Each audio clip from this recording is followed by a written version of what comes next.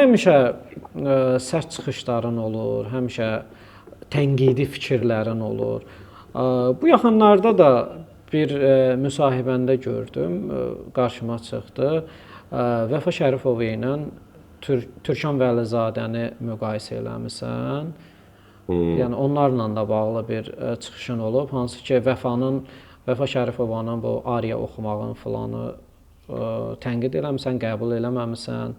Yox, mən bilirsin nətərdir. Mən tənqid deyəndə ki, mən məsəl üçün İntiqam müəllimdən çıxdı da, yəni. Bəli. Ümumiyyətlə, janr dəyişmək balaca məsələ deyil. Peşəkar tərəfindən baxanda. Sən bütün elə bil beynini dəyişirsən. Tamaşaçılar deyir ki, bu nə idi? Məsələn, Türkan mən illərdir mənlə də çalışıb, yəni toy məclislərində, tədbirlərində Türkan, yəni ifaçılığı, yanaşma tərzini bilirəm. Məsələn, Türkan gördünüz, bu yaxınlarda repertuarını dəyişir. Dəyişib də daha doğrusu. Yəni yanaşır da. Birdən-birə 360 dərəcə dəyişib ariyaya keçmək və ariya ifa eləmək, mən nə bilim, mən fikirləşdim ki, düzgün yanaşma deyil. Yavaş-yavaş olmalı. Bunlar hamısı tədricən olmalı. Yəni dəyişmək istəyirsənsə. Mən ona görə fikirləşdim ki, düzgün seçim deyildi. Mənim şəxsi yanaşmam. Bugünkü günü xanımlardan kim sənə duet təklif eləsə ondan oxuyarsan? Məsələn, elə Vəfadan söz düşdü. Vəfa, Nəfəs, nə bilim, Şəbnəm Tovuzlu. Yox, mənlik deyil. Bir mənalı şəkildə.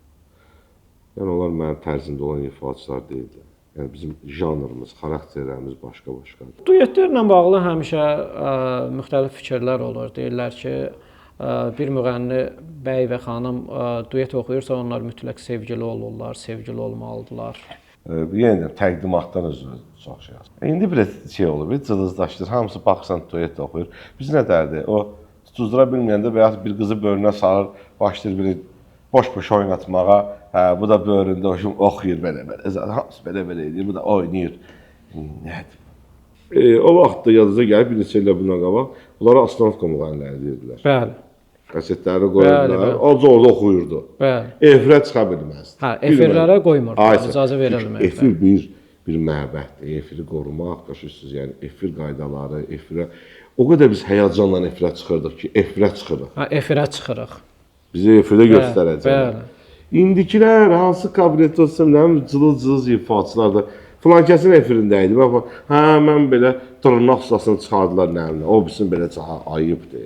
Yəni, ifaçı bir peşədir, sənət.